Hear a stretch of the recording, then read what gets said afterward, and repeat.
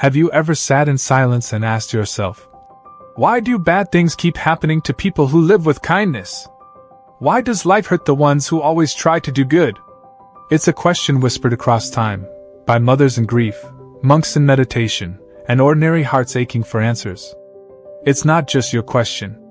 It's a human one. And while we may not find a simple solution, Buddhism offers us something even deeper: perspective, peace, and quiet power in the face of suffering. The Buddha never promised a life without pain. In fact, he taught the exact opposite, that suffering is not an exception, it is a part of life for everyone. It does not avoid the kind, nor does it punish the wicked alone. Pain is not a punishment. Suffering is not personal. It is universal. And strangely, that truth can become a kind of comfort. Even the Buddha, the awakened one, faced hardship. He endured physical illness, betrayal, loss. He wept for the suffering of others. His path to enlightenment did not begin with perfection. It began with pain. And through that pain, he saw clearly that nothing in this world lasts forever, and nothing ever truly belongs to us. This is the law of impermanence. Everything changes. The good, the bad, the joy, the loss. It all rises, and it all fades. So why do bad things happen to good people? Because bad things happen to all people. And goodness is not a shield, it's a seed. A seed you plant over and over, regardless of the weather. Some might ask, but what about karma? Doesn't doing good protect us? Yes and no. Karma is not a vending machine. It doesn't deliver instant justice or blessings on command. Karma is like water dripping into a pot, slow, steady, shaping the vessel over time. Sometimes we don't see the fruit of our kindness right away. Sometimes, the results of our past, maybe even past lives, come knocking before the rewards of this life have ripened. But they are coming. Every kind act, every patient breath, every moment of compassion plants something. And it grows. Quietly. Invisibly. Until one day it blooms. The Buddha once said, "Do not think lightly of good, saying it will not come to me. Drop by drop the pot is filled." So don't stop doing good just because life feels hard. What you do today matters more than you know. Let me share a story that lives deep in the heart of Buddhist teaching. There was once a woman named Kisa Gautami. Her only child died suddenly, and her world shattered. Desperate, she carried his body from house to house, begging for a cure. Everyone turned her away, until she reached the Buddha. And what he told her was strange. "Bring me a mustard seed from a home that has never known death." She ran out hopeful. But with each door she knocked on, she heard a similar story. "We too have lost. We too have grieved." She returned, empty-handed, but with new eyes. In that moment, she understood that suffering was not her curse.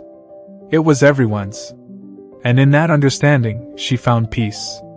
Her pain didn't vanish, but it transformed. And in that transformation, she awakened. Just like the lotus flower that grows through muddy water, our wisdom can bloom through the messiness of life. So maybe, when we ask, "Why me?" we're asking the wrong question. Maybe the better question is, "What is this here to teach me?" Instead of searching for fairness, Buddhism invites us to seek understanding. Fairness implies a scale we can never fully measure. But understanding opens a door. A door that leads to peace, even when life doesn't make sense. When we let go of needing life to be fair, we make space to become wise.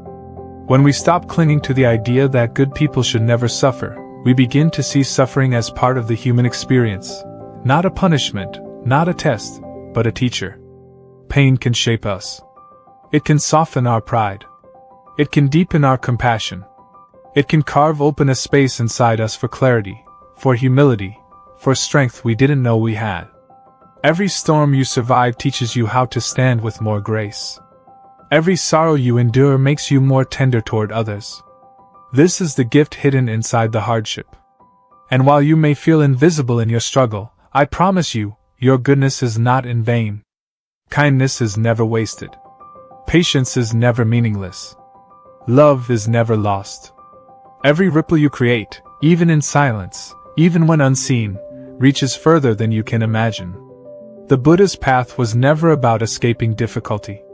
It was about embracing life as it is, with open eyes and an open heart. It was about transforming pain into wisdom, struggle into stillness, and loss into love. If you're walking through a difficult chapter right now, know this: you are not alone. Even the most enlightened ones were once covered in dust and tears. Even the strongest hearts have broken before. Allow your suffering to soften you, not break you. Let it shape you into someone wiser, deeper, more alive. And as you continue walking the path of compassion, keep planting seeds. Keep doing good. Not because it guarantees ease, but because it guarantees meaning. And in the end, meaning is more powerful than comfort. As the Buddha said, just as a lotus blooms in muddy water, so too can we rise through our suffering and awaken. So let yourself rise. Let your pain become your path. Let your goodness shine even in the darkest times. Because nothing, not even hardship, can stop a heart that chooses to grow.